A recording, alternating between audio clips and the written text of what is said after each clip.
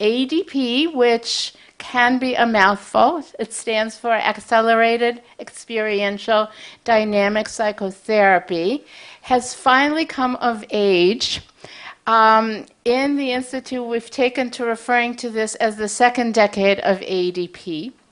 And ironically, though I have lived most of my life in New York, and this is where it started, it is really finally that I think we have reached a critical threshold. And after AEDP's fantastic growth, particularly on the West Coast, I think the country's tilting. And New York has finally gotten ready for us. So here we are, and here you are, and it's very, very thrilling. And it is a deep and profound model of treatment that has an ethos, it has a conceptual framework, it has a characteristic series of techniques, and very, very important to us, it has an emergent, very precise phenomenology, which is absolutely key to how we do our work. You know, while psychoanalytic theory is probably the most brilliant theory and most comprehensive theory developed to account and explain psychopathology and how psychopathology develops, it is, I think, unequaled in its depth and richness for that. Oddly, because after all, we are therapists. We are engaged in producing change and healing. You know, psychoanalytic theory, but really, there are very, very few theories out there that are models or theories of change. What are the mechanisms by which the processes that we try to engender and facilitate in psychotherapy, what are the mechanisms by which those events occur? As I really made my own transformation from being a primarily psychodynamic clinician to being an experiential clinician, that the powerful phenomena that I was drawn to in the experiential work did not have an adequate theory. There were sort of phenomena in search of a theory.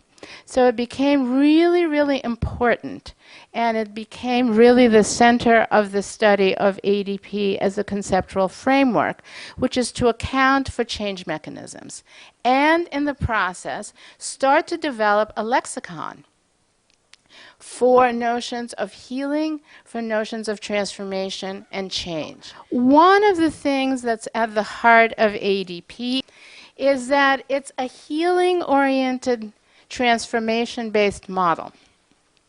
And that very specifically, what we mean by that is that we regard healing as a process and healing as a potential and not merely as an outcome. In other words, healing is not what results from the theory. Healing is something that the potential for it, the potential for transformation, is something that resides in the individual from the get-go, before they have even set their eyes on you. We strongly and firmly believe, and that you will see this demonstrated over and over and over in the videotapes, that they're really two parallel tracks. In real life, they're completely intertwined. They're always operating at the same time, but they're nevertheless distinct. One is what I named before, is the path by which, in the face of adversity and trauma and misfortune, psychopathology develops. However, there is this other track, side by side, which is the track of healing, it's the track of growth, is the track of self-repair, and it is there from the get-go. You don't have to take care of this to be able to address this. And this is an absolutely fundamental notion. What transformance refers to is that drive within all of us, regardless of the slings and arrows of misfortune, that profound drive within all of us that pulses towards transformation, that pulses towards adaptation, that pulses towards growth, and that pulses towards self-repair. Our goal, as we begin from the first moments of the first clinical interaction, it is our goal to create a safe environment, to co-construct a safe environment, to bring to the fore the self at best or the most resource possible aspects of the patient, and to thus create an environment in which all of these wired in adaptive change processes can come to the fore. Emotions can become absolutely overwhelming and are at the root of, what fragments the self and requires defense mechanisms to come on board. But when regulated and when held, emotions are huge and massive sources of adaptation. And with adaptation, resilient functioning. Similarly, our bodies are wired to adapt and to foster our thriving and our health, particularly in conditions of safety. So it is this which we seek to do. And from the beginning, we seek to, I've called it being a transformance detective, that we are on the lookout for glimmers of transformance, and that the moment we see them, what was previously foreground becomes background, and that becomes our focus. Particularly for those of you who are new to this work, and for those of you who do come from models that are still fighting the battle of neutrality.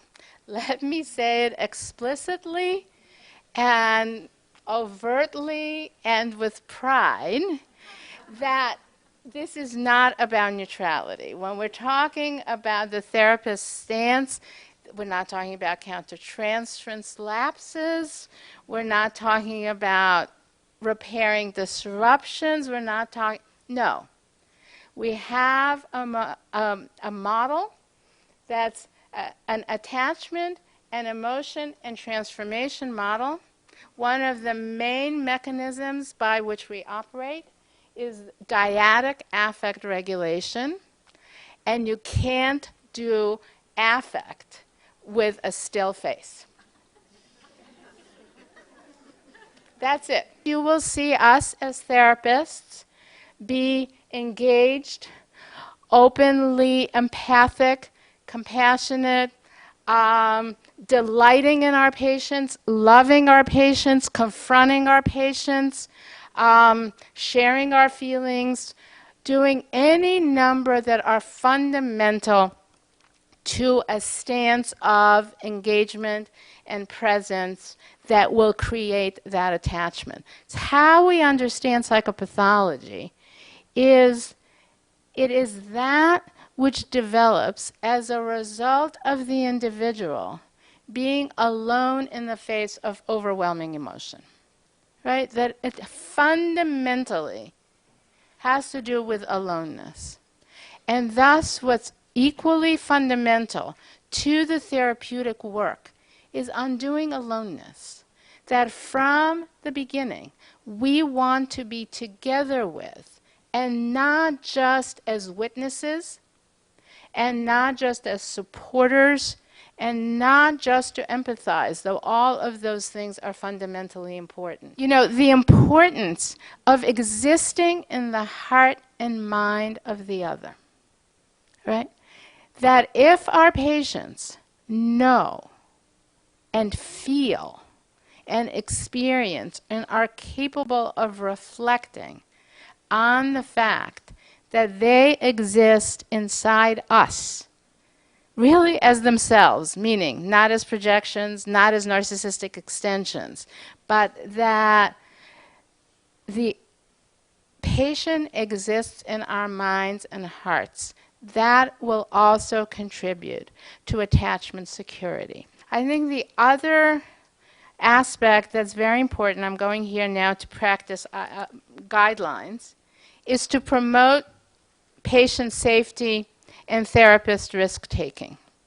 Now, one of the things that makes it safe for us to take risks is the fact that the unit of intervention is not what the therapist says. The unit of intervention is what the therapist says, and then tracking very, very closely the patient's response. Transformational theory becomes translated into clinical practice has to do with phenomenology. We are very, very attentive, and not just attentive, but guided by phenomena. And so that AEDP, rather than it's being a manualized treatment, a how-to sort of first you do this, and then you do this, and then you do that, you will see that one of the beauties of the work that you will see is that it simultaneously reflects the basic core principles of AEDP, but it's transmitted through the uniqueness of each therapist's personality and the uniqueness of each dyad.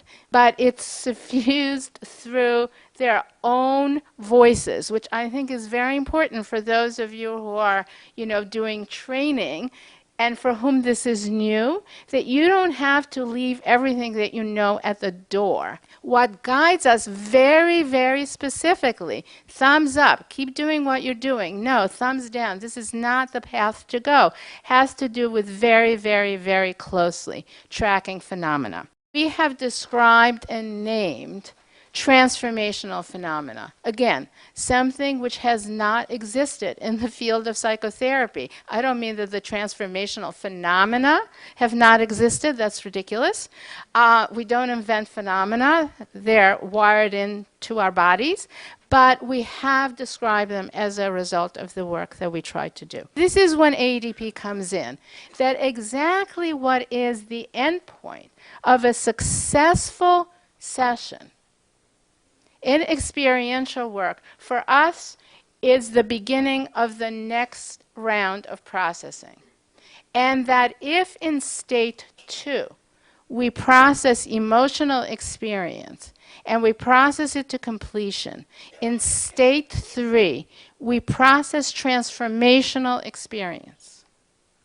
And we have discovered that if you process transformational experience rigorously and as assiduously as you process emotional experience, you set off a transformational process. You set off a cascading, spiraling process where more begets more begets more. I will say it very briefly, that what I mean by the experience of transformation, if somebody feels better, if somebody feels understood, if somebody feels no longer afraid, if depression lifts, if there's the capacity to have worked through an aspect of a trauma, and the person sort of feels more regulated and capable of really looking at something that had been off limits for a long time, if you then start an inquiry process, an experiential inquiry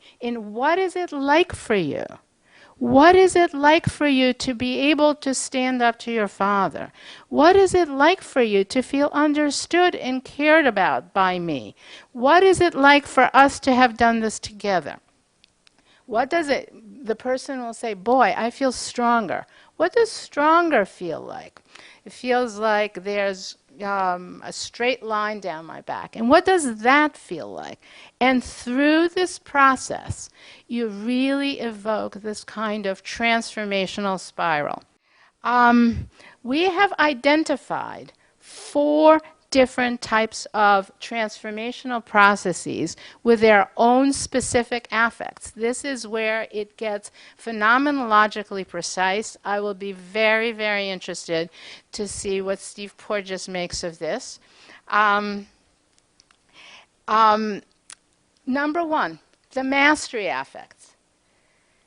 The person, it's joy, confidence, pride. Number two, very often, the experience of having, right, having the undreamed of empathy, changing when you didn't think that change was possible, or healing when you were just about to give up. That those kinds of experiences, and again, I will reference your own personal experience, is that very, very often having something and having it and feeling it in your body makes you all too aware of not having had, right? That having the contact really puts you in touch with the deprivation and with the loss. And that the second of our transformational processes, we call this meta-therapeutic processing, in that we're processing what's therapeutic about therapeutic experiences, is mourning the self, and emotional pain is the affect that characterizes it. It's pain, it's mourning the self. It's the same, it's the grief that we usually have about loss of the other. It's applied to the self, and we call it emotional pain. The third class of affects we call the tremulous affects, which are the good side of fear. They're positive fear. They're the good side of if shock, startle, surprise, novelty. It's basically the reaction to novelty that is sometimes frightening, not because it's triggering the trauma memories, but it's frightening because it is new. It's scary. It's vulnerable. And that's where the attachment relationship becomes fundamental in keeping it progressive and moving forward, and recognizing tremulous affects as the self trembling with novelty, as opposed to the self being overwhelmed by trauma. And the last of these is what we call the healing affects, because they both mark healing and they are healing in and of themselves, which is that I spoke to you about mourning of the self, that with having comes the deep grief about not having.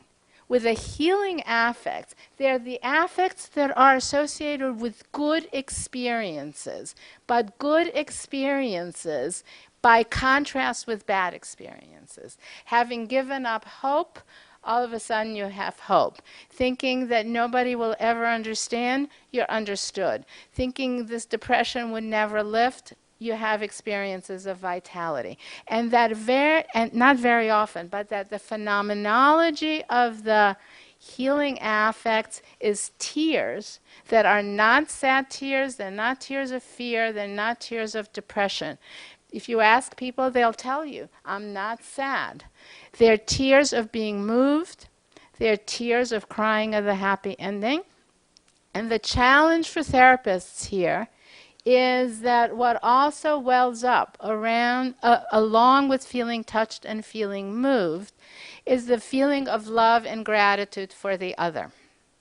So you, me, us, as therapists, have to absolutely learn to tolerate the receptive experience of being the recipient of our patients' love and gratitude, which, as you know, is not so easy. But more about that later. One last thing. If you keep processing these affects, the healing affects, the tremulous affects, mourning the self, and process them to completion, eventually the fourth state of the transformational process comes online. And it is what we call core state. And it is a state in which defenses and anxiety and shame and dysregulation are totally absent. There's a sense of calm. It's not the turmoil of the emotions. There's a sense of calm, and its affective marker is the sense of truth. There's the experience that the truth is being spoken. The person speaking has that experience. The person receiving it has that experience, and most often, by the time the patient is in core state, so is the therapist. And that what is absolutely characteristic of core state and the truth sense is that there's wide open access to compassion, generosity, compassion for the self, and the capacity to really reflect on all aspects of one's being and functioning and relatedness, past, present, future. And that what in attachment theory correlates most highly with resilience in the face of trauma and with security of attachment, which is the capacity to have a coherent and cohesive autobiographical narrative. It is exactly the capacity for that, that occurs in core state. And it is really where all of the changes that we're working to bring about really become consolidated as the person's access to integrative functions of affect and cognition and somatic experiencing all come together. I'm going to make one last comment, which is this, that it is really in core state that AEDP joins with spiritual traditions and traditions of mindfulness. And we have the same phenomena arrived at through the process of an attachment-based emotional processing of suffering and trauma. And it is because of core state that I think we have something very important to contribute, which is that compassion, generosity, self-compassion, kindness, that all of these are not moral values that have to be instilled and taught, but that they're rather natural qualities of the mind that emerge in safe environments. I thank you.